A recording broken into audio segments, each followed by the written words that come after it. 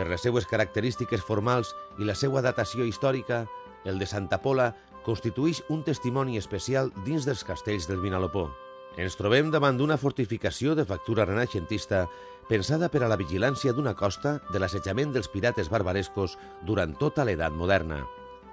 Bernardino de Cárdenas, senyor d'Elx, al terme del qual va pertànyer Santa Pola fins ben entrat el segle XIX, va ordenar en 1557, en qualitat de virrei de València, la construcció d'una fortalesa. L'enginyer italià Giovanni Battista Antonelli va escometre l'encàrrec seguint el que disposa el Pla per a la defensa de costes del Regne de València.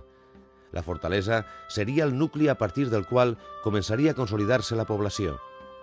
El blasó borbònic campeja en la part alta de la porta principal oberta sobre el mur oest. Isabel II va fer entrega del castell al consistori santapoler que s'havia independitzat de la secular tutela d'Elx.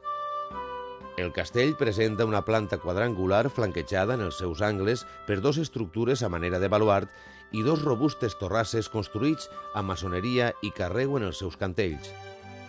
Des del punt de vista tècnic i estilístic, la traça de l'edifici respon a les tècniques fortificatòries impulsades pels Habsburg. En el segle XX, els usos que li van donar a les dependències van variar de l'administratiu a l'hospitalari, passant per l'educatiu i el judicial. En els anys 90, es va destinar com a seu per a diferents esdeveniments culturals i cívics. En l'actualitat, el castell de Santa Pola alberga la capella dedicada a la Mare de Déu de Loreto i acull el Museu Monogràfic del Mar i de la Pesca. Santa Pola disposa d'altres actius culturals tan interessants com són els aljubs del Massapà o la Vila Romana. El Museu de la Sal, en ple cor del Parc Natural de les Salines de Santa Pola, mostra l'activitat tradicional que ha marcat la personalitat de la ciutat i el caràcter mariner dels seus habitants.